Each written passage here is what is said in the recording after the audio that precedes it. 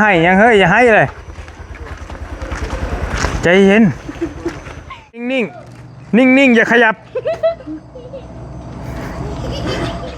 แล้วพี่น้องเอ้ยโอ้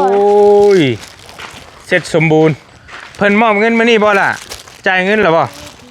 คนเป็นคนจับกล้องจะเป็นคนจับกล้องบ่นี่เพิ่นขุดร่องเลยคักแน่เนาะนี่เนาะให้ร่องน้ำไหลลงโอ้นี่มาเบิ่งฟังนี่พี่น้องเนาะมาหยกวันเดิมไปเนี่ยออกบ้าวว้าวจะวงเคลื่อนกับเพื่อนไปงามเฮือนงามก็ยังว่าอันนี้คือข้างเฮือนน้องดอกแค่พี่น้องเอ้ยน้องข้างเฮือนน้องหลาเพิ่นละเอียดละโอ้ยดีชาเพิ่นเฮ็ดเป็นเนาะนี่คักอีหลีอันนี้เพิ่นตัดเอาตินี่บ่วิวบ่นี่งามเนาะงามอีหลีนาง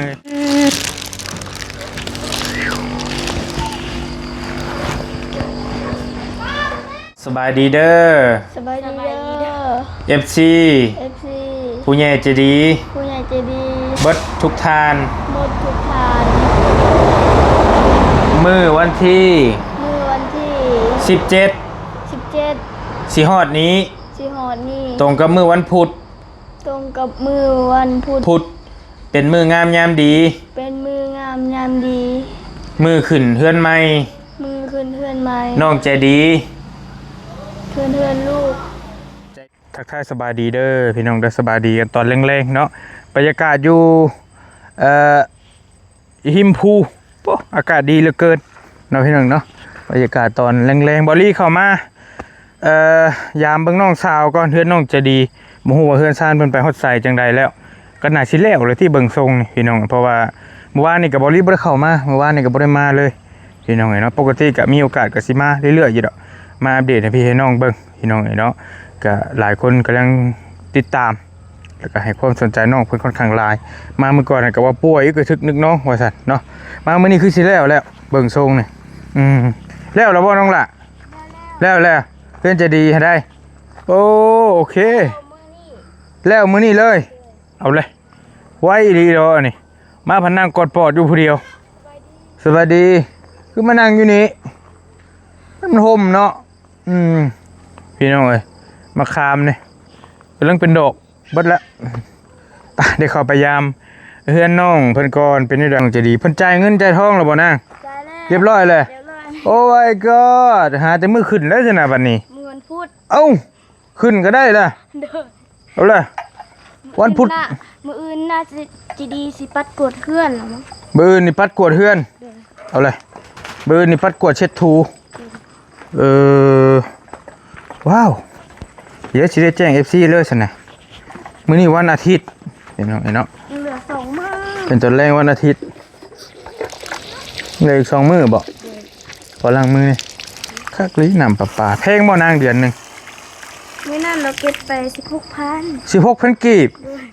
ก็พอใจแต่บ่สำหรับซื้ออันสปอนเซอร์ขวดนึงก็เบิดเลยปึ๊บไปเอาอยู่เฮือนบ่ล่ะจะดีล่ะที่ไปใส่ไปยังให้บ่น่ะให้ยังเฮ้ยอย่าให้เลยใจเย็นเพื่อนเลยมาให้ข้าวป้าเพื่อน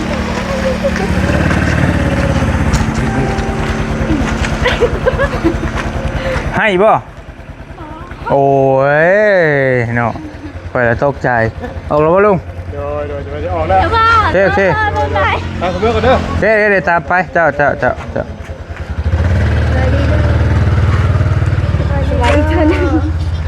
ป้ายตุนถ่ายคลิปไม่ยังคุณจะไปดีไม่ได้ถ่ายคลิปถ่ายแล้วบถ่ายคลิปก็สบายดีอ้ายก็ได้เปิดกล้องอย่าลืมเปิดกล้องบ่บ่ได้ลืมปกติไม่ได้เปิดก็สบายดีถามนี่ทุกเจ้าบ่ฮ้อนบ่ใส่เสื้อคือพิลึกพิลือแท้คอยหนาวเดี๋ยวนี้นะหนาวฟ้าเหือเต้นนี่ว่าหนาวเนาะ ยังซอดยังไว้ในพกเสือนะ อ้าว เอาเบิ่งดู ตอนนี้ยัง ฮะ แต่ตาบอกได้กิน เสือสายเดียวบ่ สิน เอาเบิ่งดูเบิ่งนึกว่าสิน สีสมพูเว้เว้เราอายเราสินผู้เฒ่าเราเบาชื่อเอง สิน อาย ว้าว จะไปไหนบ้างสีชมพู เบิ่งครับเบิ่งจับ พูสีแดงเข้ม จับเบิ่งนะบ่าวเบิ่งดูสิอายเฮ็ดหยังสินไปสิอาย ชื่อสินนะใช่แดงสาวนี่ แสนเศร้า คือสินผู้เฒ่า เกือบ200 บาทซุบให้เบิ่งดูซุบได้บ่ บุญได้ โอ้เป๊ะเบิ่งอีซื่อมันสิค่าไปเลย ต้นโยหาไม่คืนเลยอย่าไอ้กันมือแก อย่าหัวเราะสิสิอายทำไมเฮ้ยว่าบังอย่าบัง โอ้งามเนาะ อย่าบัง อะไรอยู่งาม เบิ่งดูหันหน้ามา โอ้งามเลยเลยสิเนี่ย นิ่งๆอยู่นิ่งๆนิ่งๆอย่าขยับเตรียมสินไว้คืนท่านใหม่บ่งามแล้วน้องหล่างามแล้วคักแล้วจะเอาซ้ำได้อีก แต่เขาบอก เอามางามกันมา งามชุดหนักพกแชนพอจะตกใจ สินไหมบอกว่าที่คนนี้เขาทำมาต้น สินไหมมันก็งามนั่นแหละมันก็เพลงนั่นแหละนะคือนี้สินเพิ่นเอิ้นสินแต้มบ่นี่แม่นล่ะ สินแต้มแม่ บ่แม่นบ่เอาสิโอ้เอาจะมาบ่จักให้เนาะ สินแต้ม แบบได้สินแต้มนะ แต้มเขาสินแต้มนะ30,000 25 โอ้อันนี้ ไม่ได้มี2ฟันแบบนี้เด้ มันสิไล่เดียวเลยบ่ โดยไม่มี เ เห็นเปล่า1 แสนไม่ได้ มันยากเองอะมันได้ไรก่อนกล้องง่ายสิแตกจังหน่อยจักได้ไรก่อนบ่เป็นหยังมื้อใดขึ้นเฮือนเจ้า รู้วันที่ วันที่หยังมื้อวันพุธนี้ 7นี้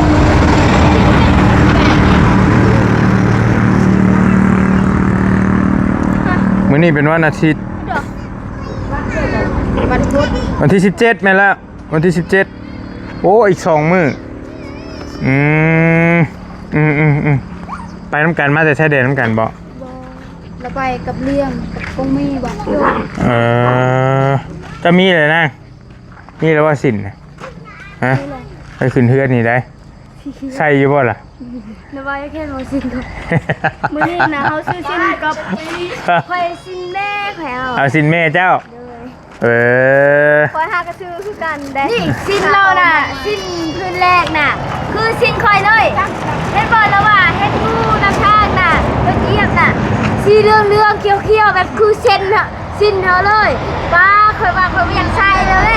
โดยสบายดี แต่ว่าซินงูน่ะคือซินเขาเลยให้เสียกงูเนาะ งามอยู่ดอกคุณเจ้ายังน้อยยังนุ่มใส่ไปได้ก็งามต้องใส่สินเพลงดอก นะเบาคนชุ่มใส่งามนะคนงามใส่มันจริงงาม คนข้าวจริงงามบ้างขาวดำเป็นนะเบาใครนี่บ้างนะเบามาต่างกันนี่มึงมือนะเบาบ้างขาวนี่ลูกบ้างของตะกี้มันดำนะเบา เอาเพศกันเอา ป้าแทงกันบ้างขาวกับตะกี้มีแต่คนดำเบิ่งนี่เฮากับตะกี้เด้เบิ่งตะกี้ไหมตะกี้ แล้วทาครีมทาแต่หน้าเฮ้ยทาแน่กระตูก็ได้ อ้าวในหนามีแต่10,000เนาะมันทาได้ที่เบา ทากับกระตูมันเปลืองบ่ มันเพื่อของเขามีเงินขนาดนั้น ทามาเบิ่งเฮือนเจ้าเป็นยังไง ทาถึงยังคือว่าเขา บ่ได้ทาหยัง ไข่บ่บอกกับสิ้น ชาสบู่อาบน้ำแล้วก็มาเลย นะบ่าวเคยนะบ่เหมาะกับสิ่งเด้ บ่เหมาะกับสินไผเว้า นะบ่าวนะบ่าวถ้านะบ่าวจะขาวนะถ้านะบ่าวเสื้อเขาสิเอาเลยนะบ่าว เดี๋ยวจะญาติกันเปล่า โอเคขอโทษถ้าคอยเว้าดีก่อนถ้านะบ่าวอยากขาวอยากจะขาวไปคอนะบ่ต้องอาบน้ำต้องเช้าอาบแต่พร้อมแรง บ่อาบน้ำไปแม่นแหละ อ้าวเป็นบ่เฮาขาวสิคอยทำจึงบ่อาบน้ำตอนเช้าดิถ้ามึงถ้ามึงแม่ตะกี้หมดที่แบบนี้ใครบ่อาบน้ำตั้งแต่ตอนเช้านะ โอเคป่ะพอแล้วงามแล้วชั้นนี้ก็ได้มาเบิ่งเฮือนเจ้านี่เป็นได้ไดแล้วพี่น้องเอ้ยโอ้ยเสร็จสมบูรณ์เพิ่นมอบเงินมานี่บ่ล่ะจ่ายเงินแล้วบ่นี่ โดยยันมื้อนี้แหละ เจะบ่ได้อยู่เฮือนซ้ำเอาไปมา โดย อันเด้มั่วจะไปซื้อสินจ่ายเงินหมดแล้ว จ่ายไปแล้วเนาะโอ้ยงามเด้พี่น้องเอ้ยคอยเป็นคนจับกล้อง จะเป็นคนจับกล้องบ่นี่เพิ่นขุดร่องเลยคักแน่เนาะนี่เนาะให้ร่องน้ำไหลลงแล้วก็เทนี่ให้ แสดงว่าน้องหลาหากะมา โดย หากะมานี่ มาแต่4 โมง มาแต่4 โมงเหยียบได้บ่นี่ ประมาณ4-5 โมงคุณมาประมาณ5 โมงมานะ จะว่านั่นน้องหละโอ้เพิ่นใส่นี่ให้คักแน่เลยเด้นี่พี่น้องเฮือนน้องหลาเพิ่นโอ้งามไปเฮ้ยเขาท่าเลย แต่ว่า ฮะ งามบ่ โอ้งามเลย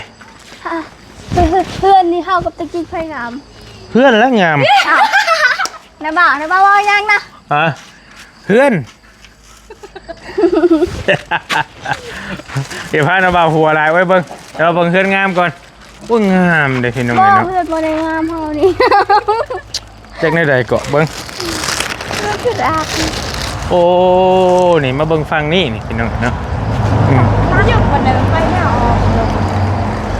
บ่าว ว้าวจะเอาเพื่อนกับเพื่อนไปงาม เพื่อนงามก็ยังว่า ว้าว อันนี้คือข้างเพื่อนน้องดอกแค่พี่น้องเนาะข้างเพื่อนน้องหลาเพิ่นมาเบิ่งฟังพี่แล้วก็อุ้ยถือว่าโอเคเลยพี่น้องเนาะนี่ทั้งหลังตัวนี้โอ้เสร็จสมบูรณ์100%สีมือสร้างเพิ่น30 ล้านประหารใจงามหลายพี่น้องเนาะเฉพาะค่าสร้างเด้30 ล้านถือว่าสีมือกันละเอียดรอเพื่อนนางป๊อปที่เฮาสิเฮ็ดออกมามันก็สิอยู่ราวๆนี่แหละประมาณนี้แหละพี่น้องเนาะที่เฮาสิเฮ็ดกันนะก็ต้นไล่เลี่ยกันหันมาทางนี้ก็เป็นเพื่อนน้องหลาเพิ่นไปขึ้นเบิ่งทางเพื่อนนี่ โอ้ย เหยียบได้แล้วบ่ เหยียบได้ยันตัวน้ำเอาถ้าเหยียบไม่ได้ อย่าว่าจังซัน บอขอโทษเพราะมันแห้งแล้วมันไผเหยียบได้ บ่ขอโทษ มันเหยียบ บ่ฮับไปขึ้นบ่ฮับคำขอโทษฮะ เหยียบครับ มันบ่แตกเว้ย เหยียบได้แล้วเพราะมันแข็งแล้วเหยียบได้ บังเอิญว่าพี่ไม่ทำร้ายผู้หญิงไปขึ้น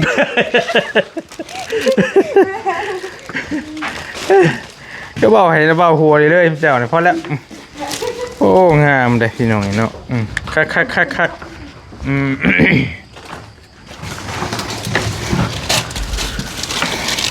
เหลือแต่อนามัยเนาะล่ะเนาะมีลี่มีอย่างอีกเมื่อนเจ้าเด้ลี่ใช่บาทนี่ มันเมนเวลาบ่ล่ะพี่ออกมาเบิ่งเขาเบิ่ง เด้ตัวตำหัวย้อนเห็นบ่โอ้งามละเอียดละออดีช่างเป็นเฮ็ดเป็นเนาะนี่คักกะลีอันนี้เพิ่นตัดเอาติอันนี้บ่ ป้าวิวบนนี้งามเนาะ ฮะงามอีหลีนางเอ้ยจังพุ่นก็สิเหลียวเห็นตะเว้นตกเนาะล่ะเนาะงามบ่เห็นบ่นี่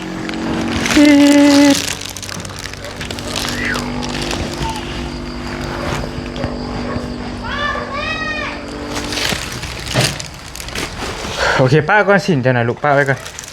โมเฮียดอก มองไงอย่าเอาขึ้นรถเรายิ้มเลย แกระเบ้ารักไม่ให้เมียระเบ้าใช่ป่ะ โอ้ย โอ้ พอฉันเอาบางน้ำมานี่ คักกะลีน้องไอ้เฮือนเจ้า เบิ่งอีกนิดนึงงาม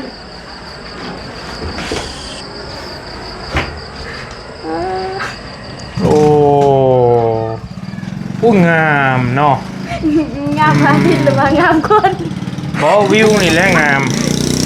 นี่งามคน เจ้าก็งามแต่ว่าวิวงามกว่า อ้าว มันก็งามแหละวันนี้เอ้ย อันนี้คือเฮือนน้องหล่าเพิ่นอันนี้เนี่ยซีเมนต์ลูกติ่งที่มันเหลืออยู่ประมาณ6อันนี่เนาะ เป็นนักเป็นจุดกว่าก็ บือนี่ปัดกวาดเช็ดถูเพื่อนซ่าน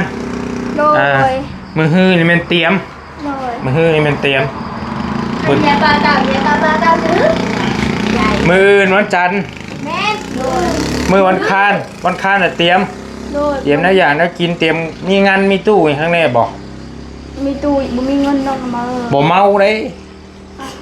เพื่อนเจ้าจ้างบ่จ้างจากแสน เขาเอานะบ่มีเงินเขาไม่ต้องไปบ่มีเงินแล้วแม่บ่มีตู้ต้องไปมีตู้เช้าสิ ออกมานอกพี่มันฮ้อนนี่คือห้องน้องหล่าเพิ่นน้องเนาะเอาพี่อันนี้ก็เป็นว่าเฮาปิดเลยมาเหลียวมาพี่มาเห็นเฮือนแต่งจริงเป็นเฮือนดินแต่นี่เฮือนไม้เนาะนั่งลงก็ลูกหลาบัดนี้นั่งลง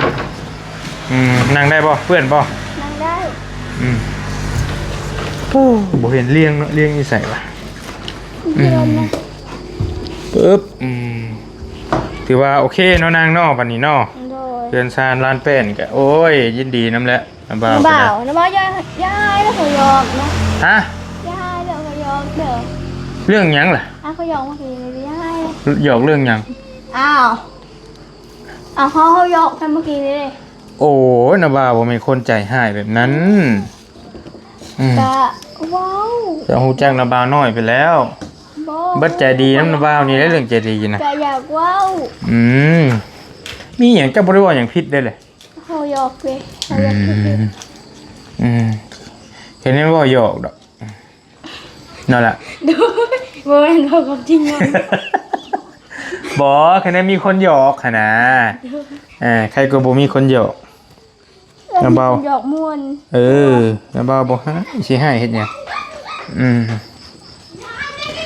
มีแต่ โอ๊ยระวังรถเด้อหามเด้อระบาดเด้อหามน้องมันจริง แค่นั้นแหละรถได้เห็นรถ10ล้อฮะลาย นั่น ซะ เองอายเลยบอกเฮ้ยพี่เดี๋ยวเขาไปนั่นน้องร้องไห้ขอน้องร้องยาน อันนั้นแหละระวังรถ สองคนนะเพราะถือกันในสองคน มากับแมวบ่กัดกัน ด้วย ถือว่าอ้อนะบ่าวเห็นบ่งามได้เพิ่นแต่งจริงบ่แม่นเพิ่นเจ้าก็งามเพิ่นจะดีนี่ก็งามได้พี่น้องแบบว่านี่ โอ้เลยไปร่างที่สอง อันนี้เฮ็ดห้องหนึงอันนี้ห้องหนึงสินะแบบแล้วก็เฮาบังทั้งนี้บังไปเฮาบังอันบังเดชทางนี้กันเนาะทางนี้ก็บังคือกันเฮ็ดปล่องออกมาเนี่ยโอ้งามเฮง บ้านนะบ้าเพื่อนคอยมีสองหลังนะ ฮะ เพื่อนคอยมีสองหลังนะ เจ้าก็มานอนน้ำจะดีเลย คือกัน แม่นเหรอวะ นอนกันได้หมด กันนั่นแหละนี่มันนอน ดีอย่างนอนกันสุดนอน อยู่มันสิวิวคักกว่านะบ่าวว่าอยู่นี่นี่มันสูงเด้เป็นจะต่ำได้เห็นจ้ะ เพราะว่าพื้นไม้นั้นชั้นเดียวได้นี่สองชั้นได้นี่นะเฮ็ดก่อตารางได้อีกชั้นหนึงถือว่าเป็นมื้อวันอันนี้เนาะล่ะเนาะว่าทีมงานก็แจ้งนะบ่าวไปอยู่มื้อเช้านี้แจ้งในกลุ่มอยู่ว่าเอาเป็นมื้อวันพุธเด้อว่าสั่นขึ้นเทือนน้องเจดีว่าสั่นมาพี่น้องเนาะให้มันแล้วมันทั่วไปบาทเดียวเลยพี่น้องเนาะเอากะเชิญชวนว่าได้ งานพวกกายังบ่มาให้เรามาเด้อบอลลี่บอกเราเด้อบอกว่าเตียงงามโดย มันก็ได้เบิ้งนะบ่าวสิว่ามีแต่ให้เจ้าก็ได้เอาเชิญชวนฝากบอก FC ผ่านวิดีโอของนะบ่าวนี้เอาบอกเจ้าสิขึ้นเฮือนมื้อวันพุธนี่จะก็บอกเพิ่น บอกอีกทีบอก FC บอกผู้ใหญ่จะดีบอกไผก็ได้เบิดทุกคนนั่นแหละ เทเดอร์ตา ที่เพิ่นติดตามเจ้าว่าเป็นอยู่บ่ โบเป็นเลยนะบ่าว บ่าวสิพาเว้ามาโอเคนบมือขึ้น ละมือสิ ฮึบเอาเด้อ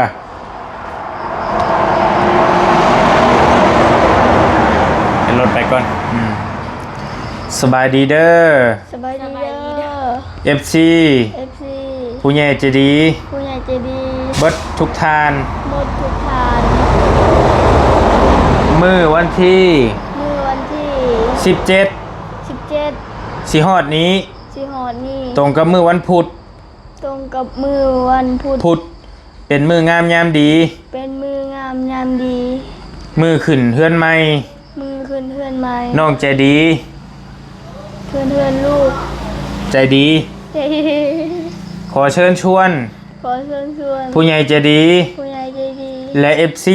และ FC เบิดทุกคน หมดทุกคน มาร่วมงาน มาห่วมงาน น้ำน้องใจดีในเด้อน ำ หลาน ใจดีเลยเด้อ น้ำน้องใจดีในเด้อ ลูกแบบไหนเด้อจะดี อยู่บ้านหยังบอกเพิ่น อยู่บ้านห้วยลุงป้ายบ้านกระดับ บ้านกระดับ โดย เมืองเซโปนแขวงสวรรณเขตเนาะ โดย บ้านกระดับพี่น้องอยู่แปะทางเลยเฮือนน้องหลาเพิ่นก็ได้ถ้าคนใดอยู่ใกล้อยู่ไกลผ่านไปผ่านมาอยากมาร่วมน้ำกะยินดีเด้อพี่น้องเด้อมีหยังสุแขกกินบอกเพิ่นลูก อาจารย์เราว่าเราสั่งลาบติ สั่งลาบ โดยอาหารแหละอันนั้นแม่ว่าซื้อนั่นนะไก่บอกที มีไก่แน่เขายังบ่ฮู้ โอเคโอเค ก่อน มีหยังก็กินน้ำกันหั่นแล้วเนาะ โอ้ย มีพริกกินพริกมีเกลือกินเกลือกินตามมีตามเกิดหั่นแล้ว โดยตามมาบ่มีนั่นแหละถ้าเขามีทำได้เขาก็กินทำนั้น แม่นแหละก็ว่าถือเป็นมื้อที่รอคอยรอของ FC แล้วก็ผู้ใหญ่ใจดีเบัดทุกท่านที่เอ็นดูที่ฮักแพงน้องใจดีแล้วก็ครอบครัวเนาะมื้อนี้มาฮอดแล้วพี่น้องเอ้ยก็เป็นมื้อที่ส่งมอบเพื่อนให้น้องหลาเพิ่นแล้วก็มื้อวันอีกมื้อ2มื้อที่จะฮอดนี้ก็แม่นมื้อขึ้นเพื่อนนะเป็นมื้อขึ้นเฮือนใหม่ใจเฮือนงามทางน้องหลาเพิ่นก็มาแสดงความยินดีน้ำน้องเพิ่นเด้อพี่น้องเด้อคนใดอยู่ใกล้อยู่ไกลถ้ามาบ่ได้ก็ติดตามชมในคลิปของทีมงานเฮาสิถ่ายทอดให้เบิ่งเนาะในหลายๆช่องบ่ว่าสิเป็นช่องบ่าวบุญสารวัตรช่องบ่าวบุญบ้านป้าช่องอาจารย์ลาวช่องภายต่อภายหลายๆคนที่จะมาถ่ายทำในตอนบรรยากาศช่วงเศร้าๆเนาะพี่น้องเนาะก็เชิญชวนเด้อยินดีน้ำหลายๆแล้วก็ต่อไปก็อาจจะพูดแล้วเป็นเฮือนน้องเลี้ยงต่อบ่รู้เนี่ยใดก็จังค่อยว่ากันเฮือนแต่งจริงแล้วเฮือนเนื่องจะดีแล้วก็จังค่อยต่อกันไปบัดนี้ก็ได้พี่น้องไอ้เนาะฝากบอกไผมีอีกไผทีมงาน โดย บอกบ่เตียงได้เพิ่นมาบ่ได้เด้กินนี่เห็นแต่งจริงว่าเอาเลย ให้แต่งจริงพาว่าแต่งจริงว่าเป็นอยู่ดอก อ้าวอ่ะ เอาเชิญชวนทีมงานบัดทุกคนทุกคน ทีมงานหมดทุกคน โดย หรือว่าผู้ที่มาแล้วก็ขอให้ไปร่วมงานคน โดย ที่มาก็ขอให้มาเด้อ โดย คน เบา ทุก เตี้ ค ย น แล้วก็เบานิ้วเบาย่าง โอเค เตี้ยวก็ขอให้มาเด้อ โอเค มาหมดทุกคน บัดทุกคน โดยขอให้มารวมงานเพื่อนเพื่อน อ่า เพื่อนเพื่อน ใจดี ใจดีด้วย โอเค รอได้นะ สบายดีสบายดีเด้อโอเคถือว่า มาเด้อ เคสน้องๆเพิ่นนี่ก็ต้องยกให้ทางบ่อเตียงเลยพี่น้องเป็นอันดับแรกเพราะเพิ่นเป็นคนมาพ่อเด้บ่อเตียงเป็นคนพ่อน้องเพิ่นแรกๆเพิ่นไปหาสอนมื้อนั้นหั่นนะคันว่าบ่อเตียงบ่พ่อก็แม่นว่าคือสิบ่มีมื้อนี้น้องๆเพิ่นก็ได้สิบ่ได้เฮือนซ้ำแต่จริงๆก็สิบ่ได้บ่อเตียง ได้เฮือนทำนี้ดีใจแล้วจังสิ ดีใจนั่นแหละเนาะดีใจอุ้ยน่ะบ่าวเห็นก็ยังดีใจแทนมันงามเด้อ ได้เฮือนทำนี้นะ งาม จากชาติสิได้บ่ คักอีหลีเพราะว่าแรกๆเลยบ่าวเตียงมาเห็นก็แล้วก็บ่าวเตียงชวนบ่าวลี่มามื้อต่อมาเด้บ่าวลี่ก็ได้มาถ่ายทำพี่น้องน่าสิจื้ออยู่ดอกแล้วก็น่าสิเป็นความทรงจำของน้องๆเพิ่นอีกพูดฟังพูดบ่าวลี่ถ่ายน้องจะดีเพิ่นนี่แหละแล้วก็เพิ่นเว้าบ่เป็นบ่กล้าเว้าแล้วห้องแต่งจริงนี่ไปเว้านะไปเปให้ยังได้นะคลิปแรกมื้อแรกหั่น แล้วตื่นมาบัดนี้ต่อมาบอลี่ก็ลงคลิปนั่นไปแล้วก็ FC ให้ความสนใจหลายพอสมควรทีมงานถามเขามาดูกระทึกนึกน้องเหมือนคนนั่นถามคนนี้ถามบ่าวบุญสารวัตรบ่าวนั่นบ่าวเสียงบ่อย่างถามบอลี่แล้วบ่อยู่บ้านนั้นมันนั่นไปรถเด้อมาถ่ายไพ่มาหาเจ้าจากเล็กตื่นมาชื่อบ่เล็กๆนะพอตองอิดนะเป็นโบเตียง บ่เตียงต่อมาเป็นนาบ้า โอเคโอเคมือที่3ทีมงานมาเบิดเลยจักไผ่จักยาบัดนี่โดยบ่ฮู้น่าสิเป็นเบาบุญแล้วก็อาจารย์ลาวแล้วก็บ่บุญมันป้าบ่ยาวบ่ยาวมาน้ำลังบ่อย่ามานำลังหลายแห้งแล้วก็บ่เบิ่งบ่เสียงจะมีบ่ล่ะเฟซบ่เตียงไผมีบ่มีก็แชทบอกอ้ายเพิ่นมาบ่มาเสร็จบอกให้นาบ่าวไปเสร็จบอกบ่าวแชทบอกมันก็บ่คือเจ้าแชทเองถ้าบ่มีแล้วบ่าวบอกได้ดอกนะบ่าวน่ะบ่ยากดอกบอกแบบได้บ่ฮู้แต่สำหรับเพื่อนแต่จริงนี่น้องเลี้ยงส่งบอกนะบ่าวว่าแม่น้องเลี้ยงบ่แม่น้องแต่จริงก็เจ้าเพิ่นสิขึ้นมาได้อยู่บ่จักแม่นแล้ววันพุธนะบ่าวสิบอกเพิ่นว่าสิบอกเพิ่นให้เขาขึ้นมามื้ออื่นบ่เพิ่นมาบ่ได้เพราะว่ามื้ออื่นเพิ่นยังค้าเวียกอยู่มื้อฮื้อก็ค้าแต่วันพุธอาจจะมาได้อยู่บ่จักพอดีแล้วนะบ่าวสิบอกเพิ่นให้เด้อดีใจนำได้หลายทั้งเจ้าก็ได้ก็ยังแต่ไฟบ่มีไฟแม่นบ่นางไฟนี่แล้วบ่มีเนาะสินอนได้อยู่บ่เด้หลายบัดมันนั่งอยู่นี่ก็คือแตกภาคๆเลยนะบ่าวว่าได้เพื่อนเจ้าฮ้อนบ่นะฮ้อนบ่โดยฮ้อนมีพัดลมอยู่แม่นบ่มีพัดลมแต่เอาบ่อยู่พัดลมก็เอาบ่อยู่พี่ลึกพี่ลืออย่าแล้วนั่นเด้อนะบ่าวออกไปป้าก่อนบัดนี้จังได๋ก็นี่แล้วดีใจน้ำได้หลายเพื่อนแล้วมานี่โอเคสวัสดีร่ำรวยอยู่ดีมีเฮงไปหาอาบน้ำซะไปเดี๋ยวมือขึ้นเทือนเจอกันบืนปัดกวดเช็ดทูบืนนี่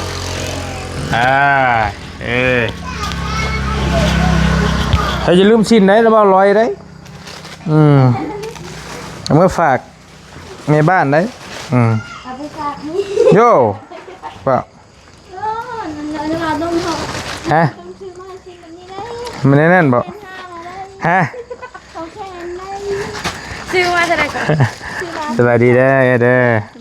เด้อเห็นยังเห็นอ่ะนมโอเคเบิ้งน้ำบาเหยียบได้แล้ววะเฮ้ยเหยียบมันก่อนเหยียบได้แล้วแต่อันนี้หากระเทตัวนี้พี่น้องนะ